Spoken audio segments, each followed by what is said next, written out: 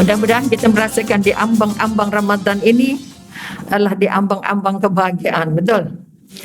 Sebab itu kita kata dimulakan dengan Rejab, kita dapat perintah solat. Betul?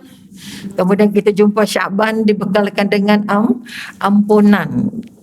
Jelas. Kita dah buat dah semua tu. Tetapi macam mana kita nak kaitkan? Sesungguhnya solat itu merupakan rukun nombor paling utama daripada 5 tu. Okay, dalam 5 tu semua, maknanya kita katakan sekali lagi, kita dah mengangkat rukun Islam yang ketiga ini, ataupun kita katakan Ramadan ini harus dikaitkan dengan yang pertama dan yang kedua.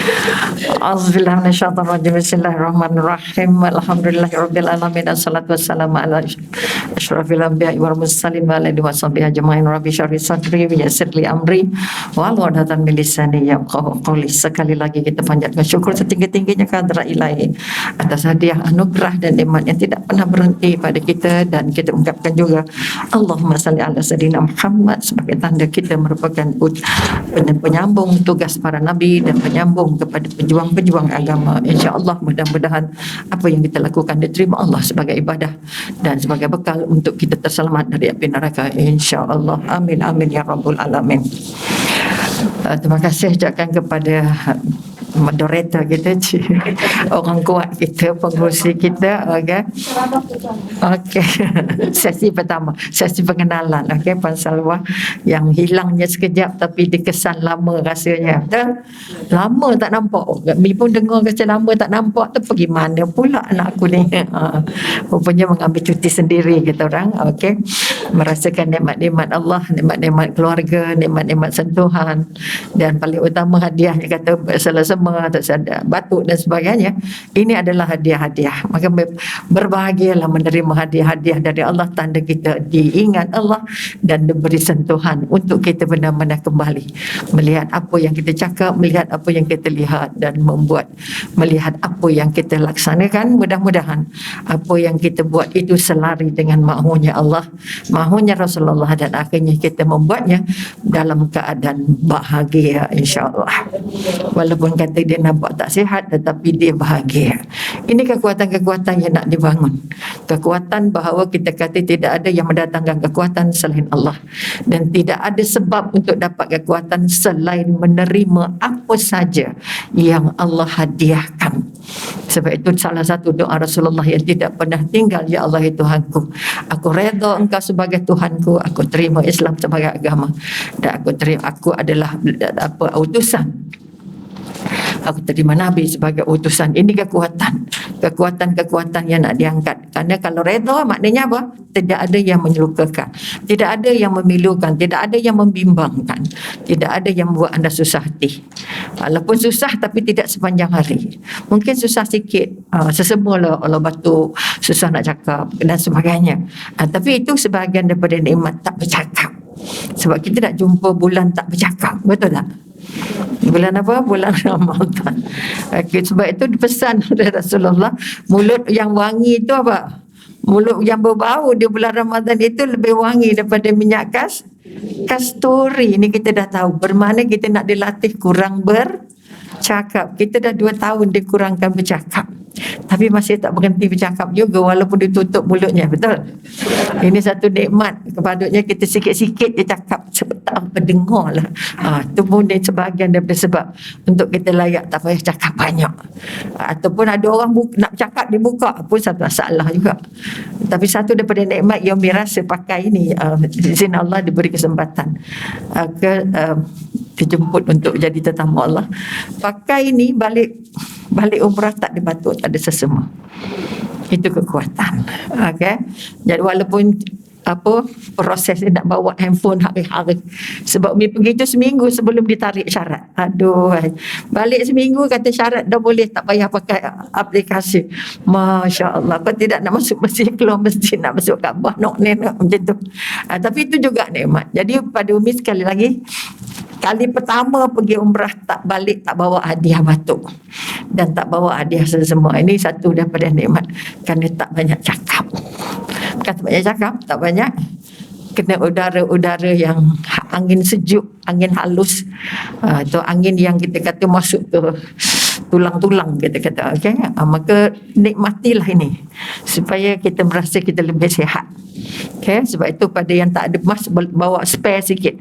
Kalau ada kawan kita yang putus tengah jalan, betul-betul putus loh.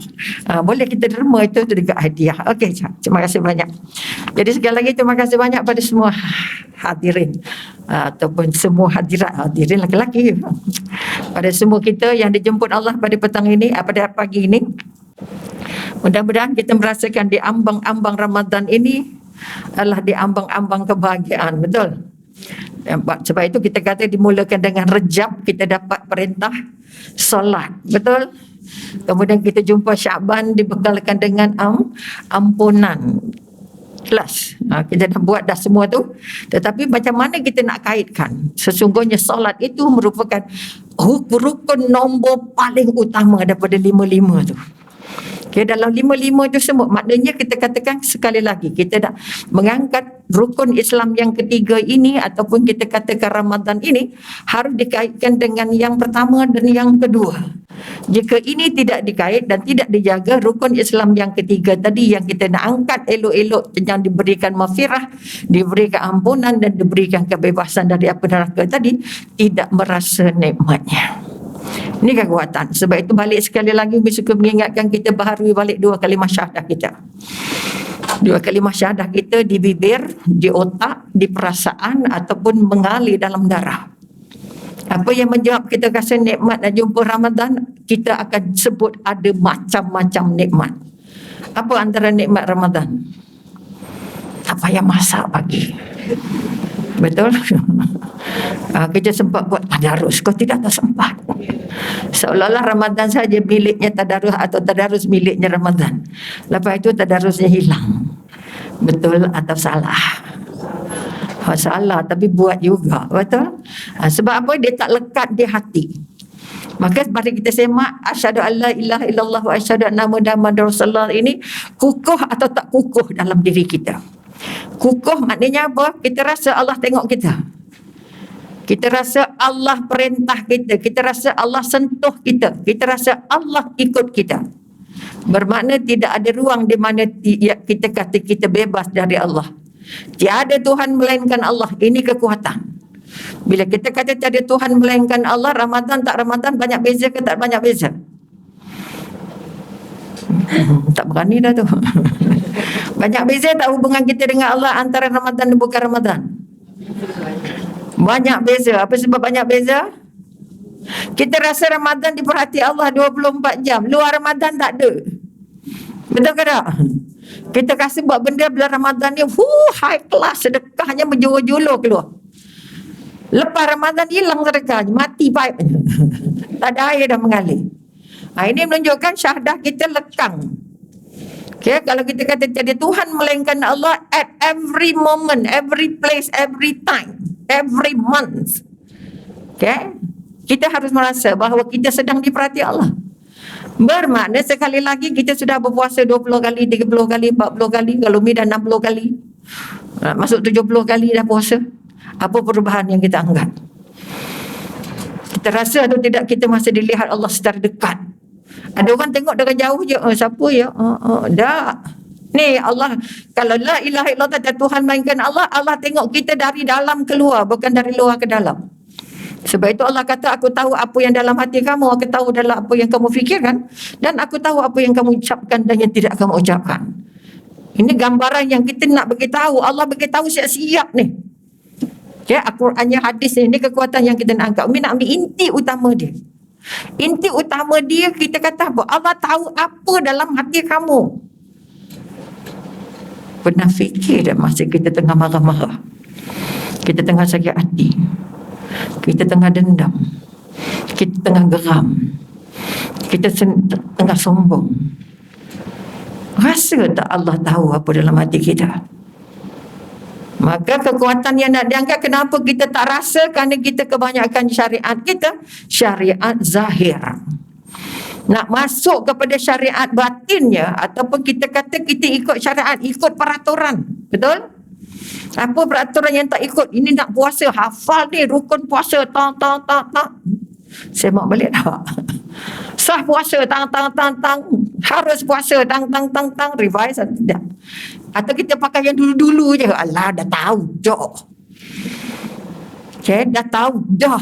Tapi bila ada esok lihat Ramadan, kalau begini ke mana Ustaz? Kalau begitu macam mana Ustaz? Macam tak faham-faham. Ini kekuatan yang kita nak angkat. Tanya hati-hati soalan kita. Adakah soalan itu menunjukkan kita tak pernah menambah ilmu? Atau soalan itu benar-benar masalah pada kita? Don't asking for the sake of asking. Ini dalam bual, dalam bual bicara selalu berpesan pada peserta. Jangan bertanya hanya disebabkan nak bertanya. Tapi the meaning is not there. Okay? Maka sekali lagi kita nak bangun kekuatan amalan zahir dan amalan batin. Mengapa kita tak rasa macam mana kita rasa Allah berada dengan kita semasa Ramadan ketika di luar Ramadan? Okay, kenapa kita rasa kita jadi baik di bulan Ramadan tapi di bulan bukan Ramadan kita rasa lepas bebas segalanya? Apa sebab? Okay, ini kita kata adakah kita puasa kerana ilmu, kerana iman, atau kita puasa kerana nafsu? Sebab itu kekuatan yang kita ada, kita dalam tubuh kita ada dua, nafsu dan juga iman. Kalau imannya kecil, maka nafsunya besar. Kalau imannya besar, nafsunya kecil. Tapi bulan Ramadan nafsu kita besar. Apa sebab? Apa tanda nafsu kita besar? Makannya yang sedap-sedap belaka. Masaknya yang hebat-hebat belaka. Sebab apa? Alah, puasa sekali sebulan, setahun sekali. Okay, Umi ambil tidak ikut urut, ikut mana yang menjadi masalah. Boleh nampak? Kenapa kita kata ibadah kita banyak ibadah zahir dan daripada ibadah batin? Sedangkan Allah bagi tahu kita, aku di hati kamu, aku tak tengok rupa kamu, kaya kamu, harta kamu. Tapi aku tengok hati. Dah belajar ni muntah-muntah dah ulang banyak kali. Betul ke tak? Ingat ke tak? Pakai ke tak? Mudah-mudahan pakai jadi karakter, bukan pakai jadi macam teringat pakai ya. Okay. Ini kekuatan-kekuatan yang nak diangkat supaya kita merasa bahawa Ramadan ini bulan terbaik, bukan sebab yang lain tak baik. Bulan terbaik daripada yang baik. Yang baik-baik. Bermakna nak buat baik tidak sekadar di bulan Ramadan. Tolong jadikan Ramadan ini 11 bulan akan datang. Ini yang sahabat menangis bila perginya Ramadan. Datang 6 bulan datang nangis minta doa sampaikan kami ke bulan Ramadan. Kita 3 bulan rejak sahabat Ramadan, ya Allah berkati kami di bulan Rejab, bulan Syaban sampaikan kami ke bulan Ramadan. Tapi bulan Ramadannya tidak menambah kekuatan. Ini masalah. Maka kekuatan yang kita, apa masalah besar dia? Masalah kita adalah masalah hati, masalah balik keyakinan tentang syariat atau peraturan ataupun amalan yang kita buat dari segi fizikal, dari segi jasad dan juga dari segi hati, ataupun kita panggilkan dia kata kita kata hakikat yang solat zahir, ibadah zahir dan ibadah batin. Kalau kita kata syahadah kita zahir, ibadah mulut, betul? Kita baca, betul? Dia harus terangkat menjadi ibadahnya hati. Kerana kamu diwajibkan bersyahadah untuk kamu masuk jadi orang Islam. Maka syahadah kita sampai ke hati ke tidak? Tiada Tuhan melainkan Allah tu di bibir atau sampai ke otak atau sampai ke hati. Kalau sampai ke otak dia terus jadi ingatan. Anak kita sekolah ingat. Cikgu mengajar ingat, jangan lupa. Semalam belajar dah tak ingat. Bermakna yang dia belajar semalam tak masuk ke otaknya lagi. Baru minggu sudah aja tak dapat. Ini jadi cikgu kan marah selalu budak tak dapat kan. Kerana masa dia ajar tu dia tak masuk sampai ke otak. Dia hanya baru masuk ke telinga.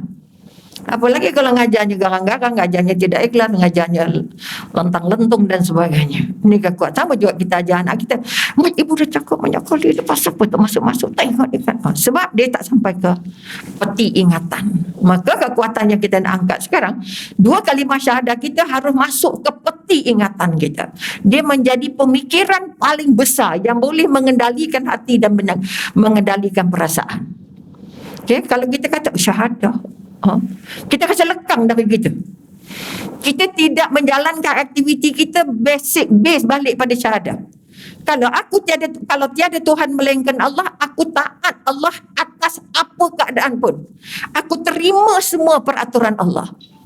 Okay? Aku terima semua peraturan Allah. Sekarang pandainya nak Ramadan memanglah pandai. Lit. Kita terima. Kadang-kadang ungkapan kita dengan apa yang kita belajar, apa yang kita amal tak jadi. Boleh nampak? Jadi kalau kamu terima aku redha Allah sebagai Tuhan, bermakna terima semua pentadbirannya.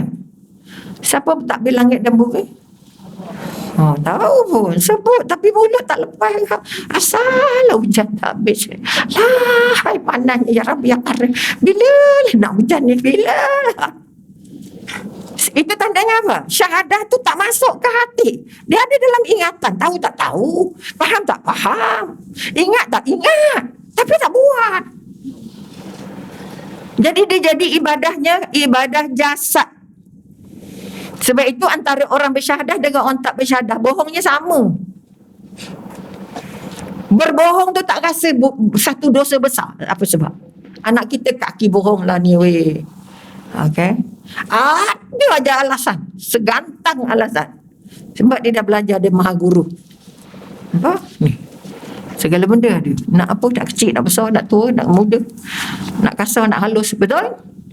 Dia tak belajar dari kita. Kita bagi dia senyap setengah mati dah bahagianya. Malangnya cucu-cucu hari ini. Malangnya anak-anak kecil hari ini tak sempat berinteraksi dengan mak ayah. Tak sempat berinteraksi dengan adik-beradik. Dia hanya berinteraksi dengan kotak ini sahaja. Akhirnya bahasa dia tak jadi apa. Kita tak faham, dia tak faham. Boleh nampak? Maka syahadah yang kita nak angkat, aku redha Allah sebagai Tuhan tadi, kita terima semua. Dari hari ini jangan ada yang komplain kata ini panas sangat ni. Oi. Nak puasa memanglah panas. Ya ke? Betul ke? Masih hujan tak cakap pula, oh syukur alhamdulillah hujan. Udah banjir pula. Alamak, tak berhenti hujan, banjir pula. Artinya di mana aku redha Allah sebagai pentadbir? Aku redha Allah sebagai pembekal rezeki. Aku redha Allah sebagai pemberi penyakit. Baru tu 2 hari Puan Zalwa tak datang masjidnya. Mana dia ya? Dia tak tahu dia sedang disentuh Allah. Bahagialah. Memang buat macam mana? Macam mana nak pergi masjid? Memang tak boleh. Allah kata tak boleh pergi. Betul? SOP kata tak boleh pergi. Dia pun ada hal banyak. Betul? Jadi macam mana kita nak redha? Mana tak nampak dia kat mana? Tak payah carilah. Tak ada lah. Kamu redha lah dengan pentadbiran Allah. Betul? Ini antara yang kecil-kecil ni. Kita nak jumpa Ramadan ni. Ibadah zahir kita pertama kita dikata dalam solat kita. Maka kekuatan kedua kita kata Muhammad Rasulullah. Aku terima Rasulullah sebagai Rasul. Makanya perangai Rasulullah hadir dalam kita. Kalau kita pandang-pandang, kita kata kenapa Nabi itu paling santun, paling lembut, paling sabar, paling pemurah. Kenapa kita tak ada itu? Walaupun kita mengaku kita ada Muhammad Rasul, maka Muhammad Rasulullah itu hanya ada di bibir. Okay, belum sampai jadi karakter. Sebab itu kita berubah jadi bengkarung. Bulan Ramadan, Quran, tadarus. Lepas Ramadan, ya Rabbi ya Karim. Ini kekuatan. Itu kitanya. Belum kita anaknya. Belum kita cucunya. Hapus, anyut semua. Sulit nak diurus walaupun dia sekolah agama. Bangun subuh tetap pakai umpi juga. Faham pakai umpi? Contoh. Kerana apa? Dalam tu tak ada. Okay, sebab itu sekali lagi kita bangun balik kekuatan Ramadan kita kali ini. Tadi kita kata syahadah, tolong betulkan balik dan jadikan balik syahadah. Sebab itu ulama-ulama dulu ulang syahadah setiap hari. Baharui syahadah setiap hari. Kerana apa? Kita nak rasa ni, ya Allah. Jadi Tuhan melainkan Allah, apa saja yang terjadi tidak ada siapa yang buat selain Allah. Tak payah marah orang, tak payah mengeluh itu gini. Itu kekuatan pertama. Kedua, kita kata kita jumpa juga dalam Isra, dalam apa kita kata Rejab, jumpa solat. Solat kita solat zahir ke solat batin? Solat pakai hati ke solat pakai jasad? Kerana solat, kerana kata-kata dalam syariat kita ada syariat yang berbentuk zahir, ada peraturan atau syariat yang berbentuk batin. Maka kita semak balik kerana ini penting untuk menjunjung atau mendukung tempat nak letak kita punya puasa, nak letak kita punya zakat, nak letak kita punya haji. Betul? Maka jangan ambil kira anak boleh puasa tapi tak solat, kita rasa senang hati, minta maaf banyak. Kerana tidak akan terjadi apa-apa dalam rukun Islam kalau solatnya sangkut. Solatnya tak selesai. Sebab itu kita jumpa namanya solat. Jadi solat yang zahir, kita tahulah kita basuh muka. Apa ada dalam basuh muka? Zahirnya kita basuh muka kita 3 kali. Hatinya kata apa? Batinnya kata apa? Apa kita ungkapkan? Oh, kita sedang beruduk. Ya, uduk tu kenapa 3 kali ulang? Nak bagi kita kesempatan berdoa, ya Allah Tuhan, gugurkan semua dosa yang ada kat muka aku ni, ya Allah. Basuh tangan, ya Allah Tuhan, aku jadikan tangan kanan aku ni paling berkah untuk dapat terima buku daripada tangan kanan. Ya Allah, jauhkan aku dari terima buku ni di tangan kiri, ya Allah. Ini ulang kaji saja, bukan benda baru pun. Basuh kepala, ya Allah, tunggu 3 kali ni. Tapi kita tek. Sebab zahirnya, batin tak ikut. Hati tak ikut masa uduk. Bila hati tak ikut masa uduk, kita salik-salik je lah.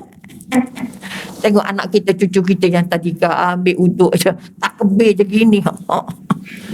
Sebab cikgu tak sempat nak cek. Contoh. Maka kita basuh kepala, apa yang dalam hati kita. Sebab itu ibadah yang tidak diikut zahir dan batin tertolak. Jangan main-main. Ingat Allah kata apa? Aku tak tengok badan kamu, tak tengok cantik kamu, tak tengok harta kamu, tak tengok macam mana rupa keparas kamu. Yang aku tengok hati kamu. Bermakna kalau beribadah dia mesti gabung. Allah terima paling banyak yang hati, tetapi dia adalah pelengkap.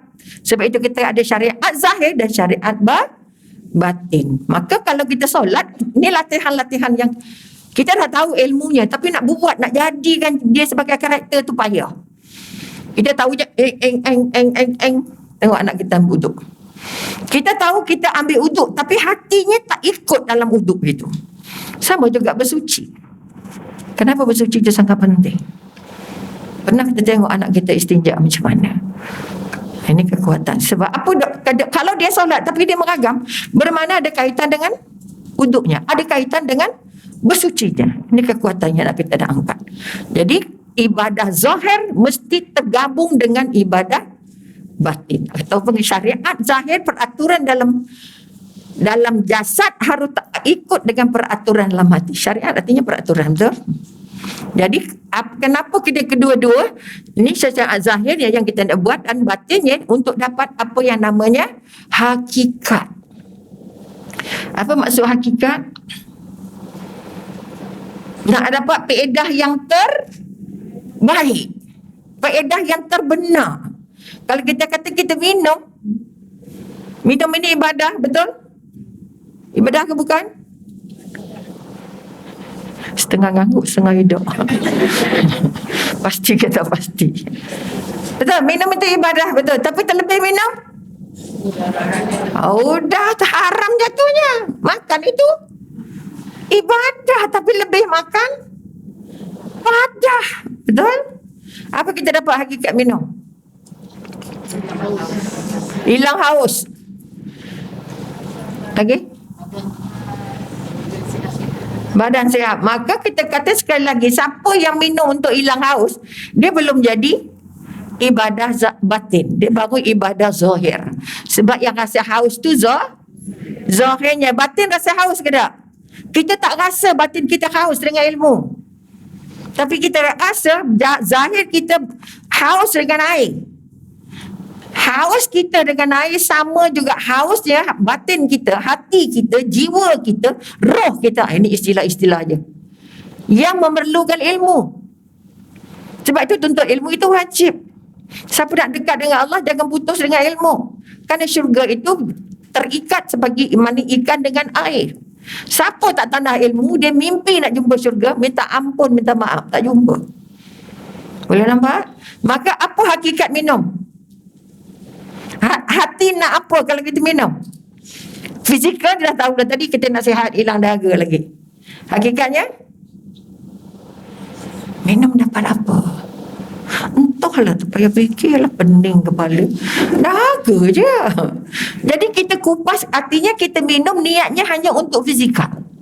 Maka kalau dia dalam minum air, kita nak ambil kira, ya Allah ya Tuhanku, jadikan air aku minum ni tenaga untuk aku ibadah, tenaga untuk aku tolong orang, tenaga untuk nak buat apa saja yang baik untuk keluarga. Jadi jangan sampai kosong minumnya. Faham, minumnya kosong? Tak. Alhamdulillah. Ini Ramadan yang main-main. Segala air nak masuk. Maka kita minum dengan sepatutnya minum secara hakikat, tapi akhirnya kita minum secara berlebihan. Tak boleh segelas, tak boleh cukup 2 gelas, tak cukup 3 gelas. Ini bulan Ramadan kan, sebab air paling laku. Kita nak ubah ke tidak? Akhirnya kita minum dengan nafsu, bukan minum dengan hakikat, bukan minum dengan hati. Itu kalau kita ambil Umi hanya nak fahamkan bahawa setiap ibadah kita yang syariat ini ada hakikatnya, 2 benda ni. Okay, maknanya kita nak buat tu, kita nak dapat faedah terpentingnya apa? Faedah terbesar di mata Allah tu apa? Okay, sebab itu kita katakan sama juga badan kita, ada jasad dan ada batin, ada roh. Sakit kanser, sakit apa? Jasad, betul. Sakit dengki, sakit apa? Sakit batin, sakit roh. Mana-mana lebih bahaya? Maknanya kita kata hasad dengki jauh lebih bahaya daripada kanser. Betul? Apa sebab? Nak kena tahu juga sebabnya kenapa kita kata begitu.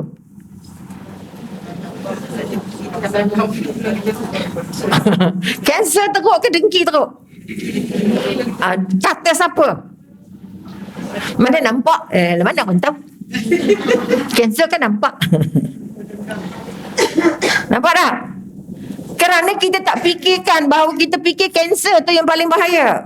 Boleh buat mati tapi matinya ikhlas, matinya tawakal, matinya redha kerana Allah, matinya masuk ke syurga golek-golek Dia orang yang dengki hasad tadi ni, sehat walafiat badannya tapi dengki tak habis. Sakit hati tu dengan dia. Ya Allah, beramnya aku tengok. Sikit-sikit sakit hati, sikit nak marah. Itu sebenarnya penyakit hati, penyakit batin. Solatnya sangkut. Allah tak nak solat orang-orang yang hatinya kuat sakit. Maka sebab itu bersuci tadi mula nak jumpa Allah kan. Isra' Mi'raj Nabi naik ke langit, suci dulu hatinya. Kita nak solat suci dulu hatinya, bukan zahir je. Tapi kita dak lantaklah. Selesai. Nampak tak? Kuku panjang, kuku pendek kita pun tak perasan. Alah, biasalah tu. Berapa ramai anak muda kita, remaja kita, cucu cicit kita yang sayang panjang, kuku panjang. Sebab air tak masuk. Contoh, dia tak kisah pun. Janji pasang, janji solat. Tapi prosesnya tidak membuahkan hakikat. Sebab solat tu mesti jadi baik. Siapa baik angkat tangan? Siapa solat angkat tangan? Semua ni solat tapi tak nak ngaku baik. Apa sebab? Kita belum rasa baik tu. Kita tak rasa yang kita baik pun. Alah, perasan. Riak. Ya, akhirnya sampai mati kita tak ngaku baik. Betul ke tak? Siapa yang tahu kita baik? Hablum minan nas ya? Nampak tak mata orang baik macam mana? Nampak je baik. Dia tu hanya main-main tapi baik-baik. Oh, nampak tak? Apa sebab terjadi perkataan-perkataan itu? Kerana hatinya belum jumpa dengan Allah. Jadi kalau dia solat lebam dahi pun, tapi masih dah apa? Mana tak nampak? Ingat hati lah. Oh ya Allah, bahasa ini yang kita nak angkat. Kita dah solat lebam-lebam dahi, dah pergi umrah, dah habis semua batang pasir kita pijak, tapi baliknya belum jumpa namanya senang hati. Yang ada sakit hati. Kita bukan nak cari senang hati, kita nak cari puas hati. Kalau tak cakap ni, aku nak kena cakap bagi puas hati. Kadangnya cakap tu ujungnya tak jadi apa pun, tapi yang penting puas hati. Yang penting cakap. Orang luka ke, orang bengkak ke, tu dia punya pasal. Ini orang yang dah solat bertahun-tahun ni. Boleh nampak? Kita masih ada itu. Kita nak jumpa Ramadan ni. Ramadan tu dah dicuci Rejab, dah cuci solat, dah cuci diampun 15 nisfu Syakban. Golek-golek dan tampukang baca 3 kali. Yasin minta panjang umur, minta apa lagi tak? Ampunan, minta macam-macam, betul tak? Tapi dalamnya masih keras. Allah tak ampun orang yang keras hati. Keras zalim dengan diri dan zalim dengan orang lain. Jangan kata, kita dah buat baik dah, kita dah tolong dah, okey lah tahu. Tapi kitanya belum berjumpa dan menyerah tu. Maka ingat balik syariat yang berbentuk fizikal dan syariat yang bentuk hati ataupun jasad ataupun jiwa. Kalau sakit, tadi kita kata dengki paling bahaya sebab apa? Kanser tak bahaya. Siapa kata kanser bahaya? Bahaya, boleh mati. Tak kanser mati tak? Setiap yang hidup itu pasti mati. Tahu pun, tapi macam tak nampak je. Macam tak rasa je, macam tak tahu je. Cepat dengan lambat belum tahu. Sebab itu kita kata betapa besarnya nikmat orang yang mengingati mati. Apa sebab besar? Apa sebab hebat kita kata? Sebab apa? Kalau kita selalu ingat mati, Allah bagi kita 3 hadiah. Ini nak balik bangun kepada jiwa tadi. Pertama kita kata apa hebatnya? Siapa yang banyak ingat mati, dia akan dikurniakan 3 hal. Dia kata adakah. Okey. Kemudian apa yang dikatakan? Apa yang sebab kata 3 hal? Pertama, orang yang sentiasa ingat mati. Kita kena sentiasa ingat mati. Ingat mati. Bukan kata nak mati. Tak boleh minta mati. Betul tak? Ingat mati tak kira umur, tak kira sakit, tak kira tua, tak kira muda. Kerana orang yang dihadiahkan Allah ingat perasaan ingat mati, fikiran ingat mati, dia akan cepat-cepat bertaubat. Dia tidak akan menangguh-nangguhkan taubat. Maka taubatnya hari-hari. Kalau salafus salih, maka dulu kita kata ya mereka bertaubat setiap lepas waktu solat wajib, solat fardu. Kita bila taubat? Kita buat masa bila? Masa nak pergi umrah. Ini kekuatan. Kita nak taubat, jadi taubat tu sebagai satu pakaian. Kerana tanda orang yang kita kata ingat mati, dia sedang taubat. Bila sedang taubat dengan Allah, senang minta ampun dengan manusia. Bila senang minta ampun dengan manusia, kerana dia tak selesai taubat kalau tak minta ampun dengan manusia, betul? Makanya kita kata dia nak minta dengan manusia, makanya baik dengan Allah, baik dengan manusia. Orang yang senang minta ampun ialah orang yang apa? Orang yang senang mengampunkan, memaafkan. Ini kekuatan. Maka kekuatan untuk calon-calon syurga, dia senang minta ampun, dia senang mengampunkan. Maka ada marah tak dalam? Ada simpan dendam tak? Ada sakit hati tak? Tak. Maka ini yang kita nak angkat. Dia bertaubat, pertama bertaubat dengan Allah. Pertama taubat dosa fizikalnya. Ni yang kita kata, nak kata kenapa ada fizikal dan apa ada hati tadi. Kedua, taubat untuk hatinya, untuk jiwanya. Sebab itu dikatakan oleh Imam Ghazali, kamu tak sempurna taubat, taubat tidak dapat diterima selagi kamu hanya bertaubat zahir. Dosa zahir, dosa mencuri, dosa ambil orang, dompa marah orang, pukul orang, itu dosa zahirnya. Ataupun dosa yang kita buat dengan fizikal. Okay, tapi dosa batinnya, katalah minum arak lah, judi lah, apalah benda ni, itu semua dosa-dosa zahir. Dosa batinnya apa? Semua gerak kerja hati yang terpendam mazmumah. Semua hati yang tergendam sifat-sifat mazmumah, kita dah belajar kan, mahmudah dan mazmumah. Jadi orang yang menjaga jasadnya dan menjaga hatinya, pertama taubat, dan kita katakan taubat batin, hatinya terlepas, tak lagi nyimpan semua sifat-sifat mazmumah tadi, yang sakit hati, yang bengkak, benjol, dengki, khianat dan semua. Kerana kanser tidak buat orang masuk neraka. Tetapi iri hati membuat orang masuk neraka. Walaupun tak nampak. Dengki. Cecampak ke neraka kita. Apa lagi nak sombong kerana tak mau memaafkan dan susah minta maaf. Maka hadiah daripada Allah yang untuk orang yang senang ingat mati, orang yang sasi ingat mati, dia sentiasa tanda ada salah, tanda ada dendam, tenang memaafkan dan tidak putus bertaubat dengan Allah, dan istighfarnya menjadikan menjadi hiasan pada bibirnya. Ini kekuatan kedua. Kita kata apa? Dia dapat apa lagi? Dia dikurniakan sikap menerima. Ni kita kata aku redha Allah sebagai Tuhan. Sikap menerima apa saja yang Allah takdirkan. Apa sahaja yang Allah urus di bumi ini. Okay. Apa saja. Sekarang siapa yang urus langit dan bumi? Allah. Allah pengurus langit dan bumi. Bila Allah pengurus langit dan bumi dan seluruh isinya termasuk kita, maka sikap menerima ini yang kita sikit perut.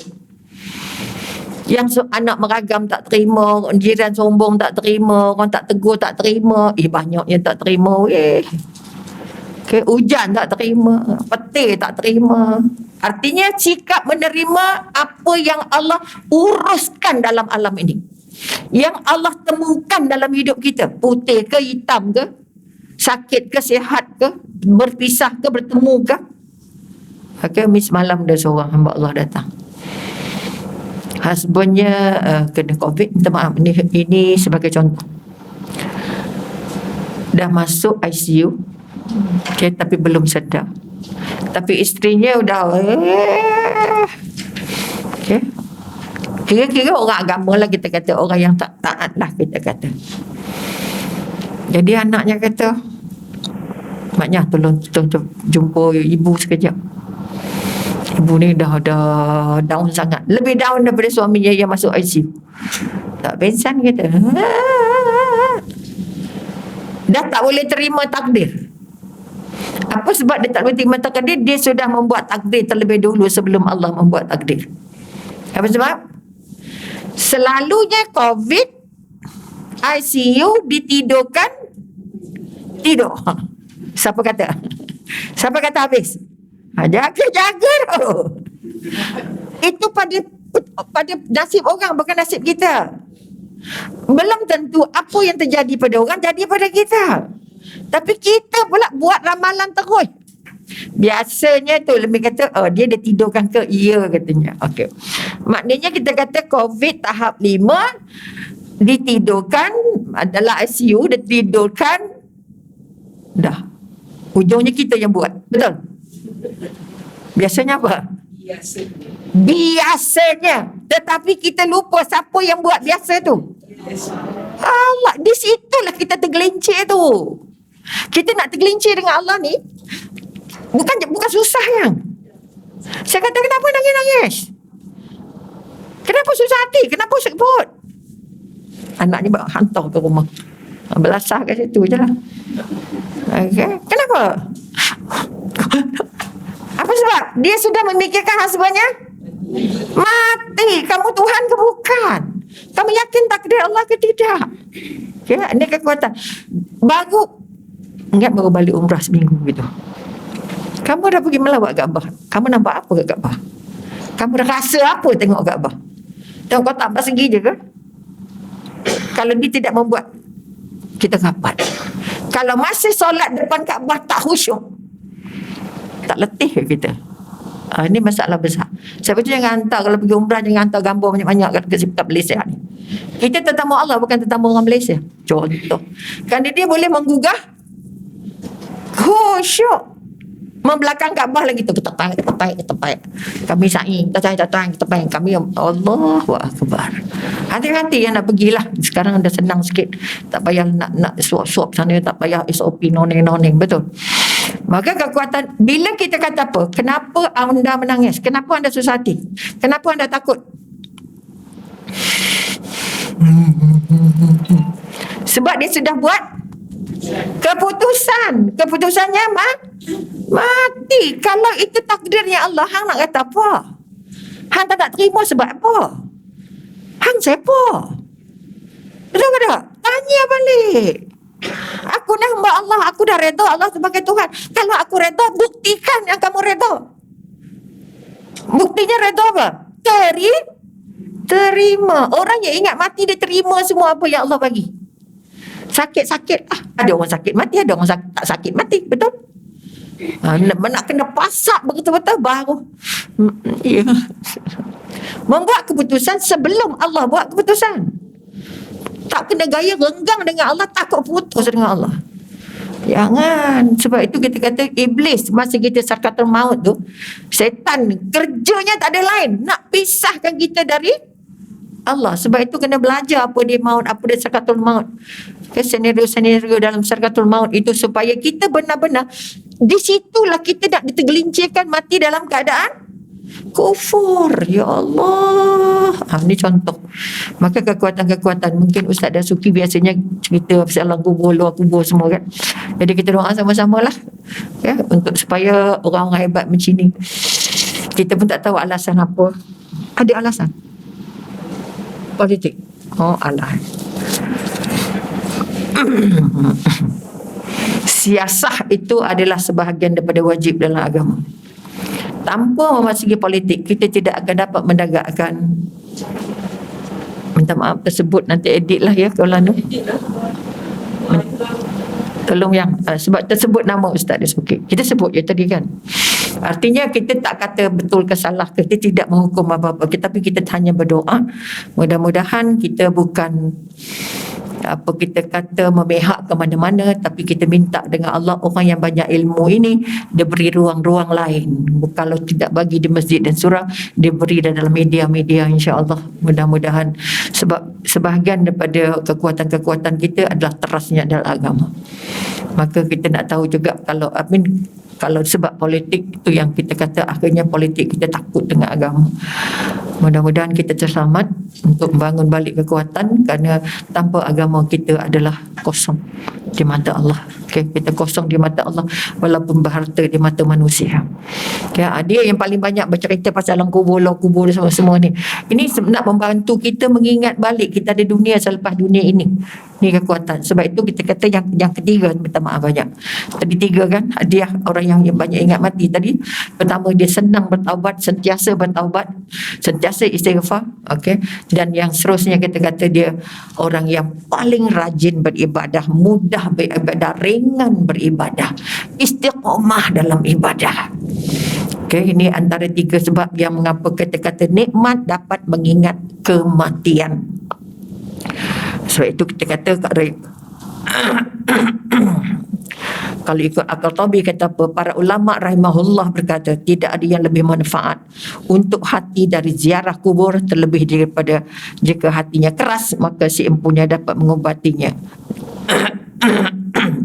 Apa ubatnya? Nak dia kata hati yang keras tadi dengan pergi kubur, tengok orang je nak tengok sakaratul maut. Ini hadiah-hadiah yang Allah sediakan. Sebab itu jangan takut berdengar orang sakaratul maut, kerana kita belajar banyak benda dan sakaratul maut. Hati ingatlah bahawa sakit sakaratul maut itu paling sakit. Dia lebih sakit daripada dibelah dengan gergaji.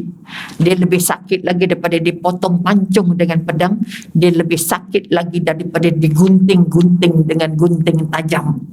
Itulah sakitnya sakaratul maut. Ini kekuatan-kekuatan yang kita ni ingat. Kami tidak banyak nak ingat ke situ, tapi yang terpenting kita nak jumpa balik bahawa Ramadan kita jumpa solat zahir dan batin kan.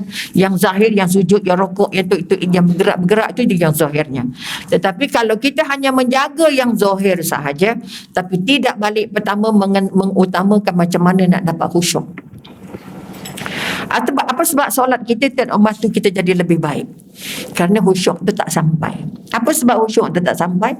Sebab la ilaha illallah tadi tak lekat ke hati. Jadi Tuhan melainkan Allah itu tidak nyubur, tidak subur dalam hati. Dan kita tak rasa Allah tengok kita dan kita tengok Allah. Kita nak tengok Allah, kita nak jumpa Allah. Okay, kita kata kita jumpa Allah masa bila?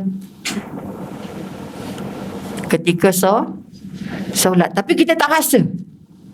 Disebabkan ini kita kata kita tak dapat khusyuk. Sebab kita tak rasa kita solat tu bersama Allah. Allah bersama di hati kita, Allah bersama di minda kita. Ini yang kita kata perjuangan-perjuangan yang tidak selesai. Apa sebab kita solat tapi kita bermasalah? Apa sebab kita puasa tapi kita tak dapat jadi orang yang paling jujur, orang yang layak jadi calon syurga? Sedangkan Ramadan kita minta apa? Pertama, Allah bagi dia kasih sayang, betul? Kedua, Allah bagi ampunan. Ketiga, Allah bagi selamat dari api neraka, dapat Lailatul Qadar. Maka ini yang kita nak. Tetapi perbuatan selepas dan sebelum itu tidak membuat kita dekat dengan Allah. Ini kekuatan yang nak diangkat. Boleh? Kemudian kita kata solat tu kunci. Solat itu seperti yang solat tak selesai, ataupun kita kata kita nak jumpa Ramadan tapi solat kita belum cukup selesai, sebab solat inti kepada lima rukun Islam. Maka sebab itu sekali lagi tolong balik, perbaharui balik, tengok balik bagaimana nak dapat khusyuk. Macam mana nak dapat apa yang namanya ikut semua apa kita kata ayat yang kita baca. Kita sedar kita baca apa. Okey, ni rakaat keberapa ya? Tadi surah apa ya? Itu maknanya solatnya lalai. Maka kita nak berbaharui balik, mudah-mudahan sebelum sampai masuk ke jumpa Ramadan dan 2 hari lagi, 3 hari lagi ni. Okey, maka kita terus balik asah jiwa kita, aku nak solat dengan Allah. Aku nak solat supaya aku rasa aku tengok Allah atau Allah tengok aku. Ulama pesan, kalau kamu tak rasa dia tengok Allah, tapi rasalah Allah tengok kita. Rasa Allah tengok kita. Jadi cakap senanglah, buatnya susah. Apa sebab susah? Sebab kita belum jumpa nama yang tadi, yang namanya khusyuk tadi. Kita belum jumpa namanya Allah dekat dengan kita. Allah dekat ke jauh? Mana lebih dekat? Dekatnya sampai mana?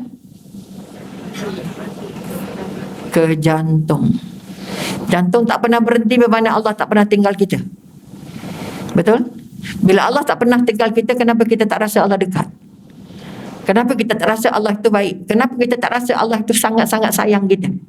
Ini perasaan-perasaan yang hilang. Sebab itu kita kata hakikat. Orang yang dapat hakikat syahadah, dia akan rasa ini. Rasa Allah dekat dan Allah sayang kita. Sebab sayang baru membuatkan kita rasa bahagia, betul tak? Suami saya dekat tapi dia tak ada bercakap I love you. Tak pernah cakap pun dengan dia I love you.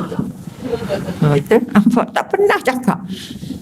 Jadi akhirnya kita sayang dia, dia tak sayang kita. Letih juga. Kerana mereka ada lesen 4 katanya. Hati lelaki boleh menyebab masuk dalam 4 sekaligus. Masya Allah. Kemarin ada seorang isteri ketiga datang, nangis tak habis-habis. Jadi pertama kali, kenapa nak sudi untuk jadi isteri ketiga? Kami tanya itu, ya macam mana? Dah takdir je Rabi. Kan kahwin itu pilihan, betul tak? Dah tentulah dah bagi tahu kamu nak jadi isteri ketiga. Aku bila dah jalan. Tapi tak cukup lesen pula. Ini kekuatan. Sebab kita kata kahwin itu sunnah, kahwin itu dekat dengan Allah, kahwin. Tapi tak belajar apa-apa proses untuk jadi hati senang. Menerima suami yang tak balik-balik, menerima suami yang tak ngandai tanya-tanya. Awak kat mana? Jangan tanya. How do you feel? Apa perasaan? Sedih ke tak sedih? Apa yang ada adalah, ada balik-balik dah, tak balik dah lah. Apa tanya, apa nak cari? Aduh. Kita dengar pun, ya Allah, contoh. Tapi dia sudah menerima takdir itu. Dalam bentuk tak ada kekuatan. Kalau terima dengan kekuatan lain, betul. Maka sekali lagi mari kita sama-sama ingat balik bahawa Allah itu sangat dekat dengan kita dan sangat sayang dengan kita. Kalau kita nak jumpa Allah tak rasa sayang, sangkut. Maka jumpalah namanya Ramadan. Betul? Ramadan kita nak dapat apa? Semua orang tahu kita nak dapat apa. Maka sekali lagi, kalau kita kata solat dalam bentuk yang rohaninya, kita kata ada khusyuknya, ada tamakninahnya. Ini kekuatan tamakninah yang kadang-kadang sangkut. Hilang tamakninah, solatnya tertolak. Hati-hati. Walaupun nampak macam kecil je. Okey? Khusyuk satu hal, tamakninah satu hal. Kemudian maknanya sempurna jiwanya, tenteram, dapat tenang, dapat lapang. Jadi akhirnya solat itu membuahkan dia yang namanya kedamaian. Kalau solat buat kita kelang kabut, maka kita sakit perut kita. Makanya kita kata, dan yang paling ketiga ialah ikhlas yang sempurna. Kita solat ikhlas ke tidak? Ikhlas yang sempurna. Maknanya bukan kerana Allah saja, tapi kita nak mendapat hakikat solat. Apa hakikat solat?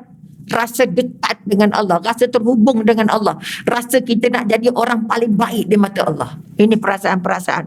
Maknanya kita kata selain pada memahami makna-makna dalam solat, dan juga memastikan hati kita tidak sempang berenang ketika solat. Apa sebab? Sebab kita faham apa yang kita baca. Boleh nampak? Sebab itu kita kata tugas maka anggota zahir itu membantu untuk kita dapat hakikat daripada setiap ibadah. Sebab itu kita kata yang kita nak angkat hari ini ialah bukan sekadar puasa syariat jasad. Kita nak angkat puasa syariat batin, hati, roh, jiwa. Sebab itu siapa yang bercadang untuk nak masak macam-macam? Okay. Udah bawa resipi, cari resipi pajerilah, cari resipi apa lagi? Nak makan bila? Makan bulan Ramadan. Okey, nak lagi rendang tuk lah, rendang lah, opah ke segala benda lah. Okey, maka sekali lagi boleh masak, tak ada masalah. Bulan Ramadan bulan makan sikit, bulan jimat, bulan sehat. Tak ada kata bulan makan banyak. Tak ada kata bulan makan sedap. Apa sebab sampai sekarang kita bila bulan puasa nak makan sedap? Nah, sedangkan itu adalah amalan-amalan roh dalam berpuasa. Siapa yang berpuasa membayangkan ada pecal, ada cendol, ada mata kucing, ada okey, nak masak itu, masak ini, masak macam biasa. Boleh ke tak boleh? Kerana apa? Kenapa masak macam biasa? Kerana dalam Ramadan kita sebenarnya puasa yang paling besarnya puasa hati. Jasad dah biasa puasa dah, tak makan okey. Sebab itu Nabi kata orang boleh tak makan, tak minum, tapi tak boleh kawal hati. Maka satu daripada proses kenapa tak boleh kawal hati, kerana kita jadi tukang masak-masak lain. Pergi pasar Ramadan pungut semua kuih, sedangkan hati tak nak pun. Jadi yang kita jaga bukan imannya, yang kita jaga adalah nafsunya. Kerana dalam jasad ada dua. Kalau iman kamu berurusan, iman kamu berkuasa, maka nafsunya kecil.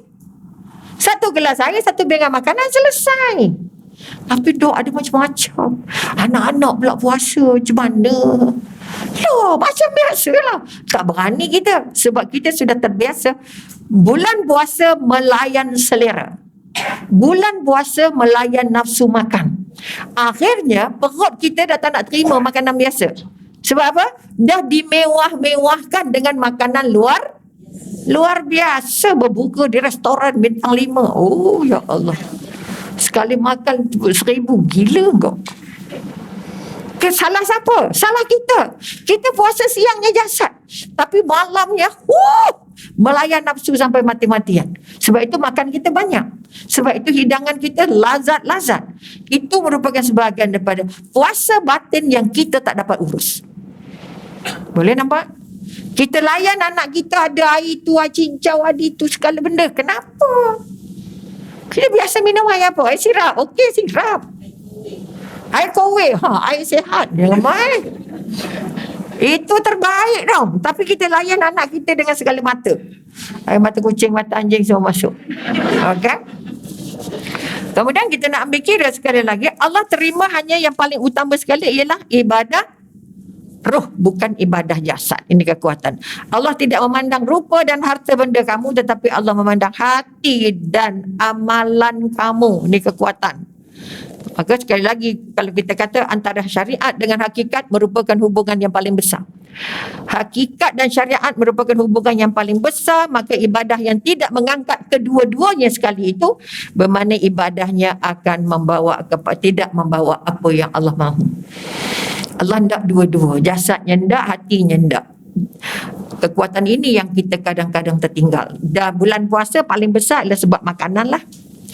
Okay, kita mengutamakan makan dan makan dan makan tanpa kita tahu apa nak buat masa rehat, akhirnya tidur. Okay. Sebab itu kita katakan puasa adalah amalan apa? Kalau dia pesan puasa itu separuh dari kesabaran. Okay. Puasa itu kalau kita kata ikut Imam Ghazali kata puasa itu benteng untuk kawal jiwa supaya dia terus tenteram, pelindung daripada diganggu oleh dia kata tipu daya iblis. Kemudian dia merupakan kekuatan-kekuatan yang menyebabkan kita banyak angan-angan. Dah beli baju raya belum? Belum puasa baju raya, setengah mati, jangan main-main. Okay? Dia tak puasa pun cerita baju raya juga. Dan yang paling utama, jangan sampai puasa tapi tak solat. Kita kata pesan daripada Nabi, kita kata puasa itu separuh kesabaran. Kesabaran itu jasad ke jiwa? Yang mana besar? Jiwa besar. Jiwa yang menghidupkan jasad.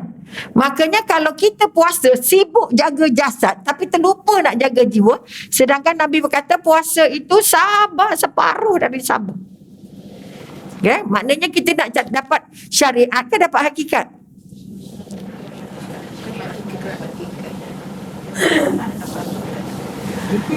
Zahir dapat syariat, batin dapat hakikat. Maka esok lepas raya muka cerah-cerah belaka. Dah dapat syariat ada, hakikat ada. Okey? Kemudian hanya orang-orang yang sabar. Ini kalau kita Az-Zumar ayat 10. Hanya orang-orang yang sabar itu dipenuh pahalanya tanpa perhitungan. Jadi Allah suruh lapar ke suruh sabar? Puasa Allah suruh lapar ke suruh sabar? Kalau tak ada lapar boleh sabar. Kita nak angkat dua. Kalau kamu sabar, bila masa kamu lapar, kamu kenyang, tak ada sabar, henti ke lah.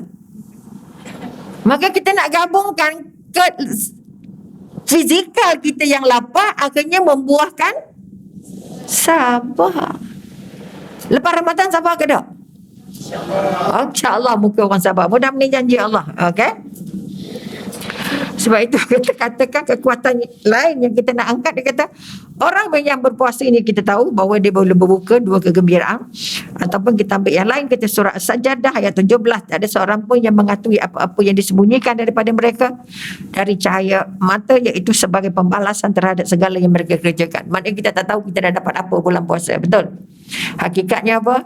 Nak membangun hati supaya merasa lebih dekat dengan Allah, lebih yakin dengan Allah, lebih ikhlas dengan Allah, dan akhirnya kita jadi seorang hamba Allah yang paling cinta dengan Allah. Itu buah-buah yang kita nampak, kan? Sama juga kita kata tadi kita ulang Az-Zumar, hanya orang-orang yang sabar. Boleh janji tu tidak? Orang berpuasa tu dia akan membangun. Sabar bukan sabar kecil-kecil. Bukan sabar apa kita kata anak tumpahkan air. Sabar le dah. Sabar menerima segala perintah Allah. Sabar menerima meninggalkan larangan Allah. Sabar kerana kita nak rasa bahawa Allah jaga saya. Allah jaga saya.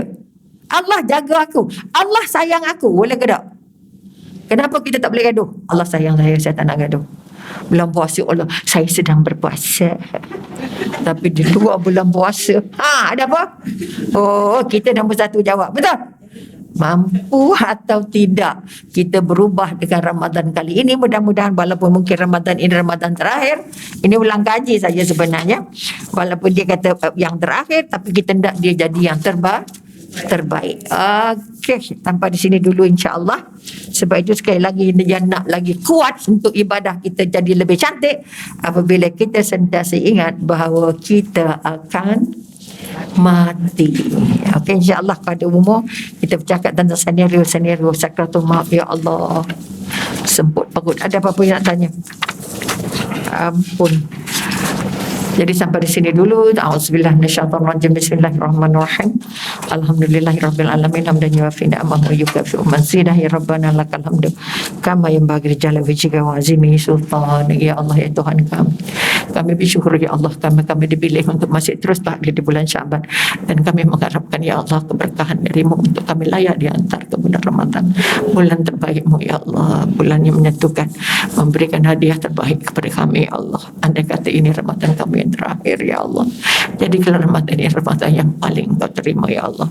Ya Allah, ya Tuhan kami, jadikanlah kami dan keluarga kami pendiri solat dan pelaksanaan Ramadan yang terbaik, agar kami dapat jauh daripada perbuatan-perbuatan jahat dan perbuatan-perbuatan mungkar. Sebaik saja kami meninggalkan Ramadan, ya Allah. Wahai Tuhan kami mengharapkan rahmat-Mu yang dapat menjadi petunjuk bagi hati kami dan jalan keluar bagi segala persoalan hidup kami, serta mensucikan amal-amal kami. Jadikan Ramadan ini Ramadan yang membuat kami merasa paling dekat dengan-Mu, ya Allah. Yang paling diangkat doa kami, ya Allah. Diberikan kesihatan yang sempurna, ya Allah. Dikukuhkan imannya, ya Allah. Diberikan ilmu yang lebih bermanfaat, ya Allah. Diterima semua ibadah, ya Allah. Dilindung daripada kesulitan, ya Allah. Dilindung dari segala ujian, ya Allah. Jadikan kami seluruh keluarga dan jamaah kami, ya Allah, agar kami terus mendapat apa yang namanya kasih sayang yang Kau janjikan, ya Allah. Maghfirah yang Kau janjikan, ya Allah. Ampunan yang Kau kurniakan, ya Allah. Dan selamat dari api neraka, ya Allah. Kami mengharapkan ini bukan sekadar di bulan ini, bukan sekadar di bulan Ramadan, tapi juga di bulan-bulan 11 bulan akan datang, agar kami terus merasa bahawa kami akan bertemu dengan-Mu dalam keadaan bersih suci, ya Allah. Beri kami ingat untuk mati, agar kami dapat mengawal diri, ya Allah. Jadikan Ramadan, andaikan ini Ramadan kami yang terakhir, ya Allah.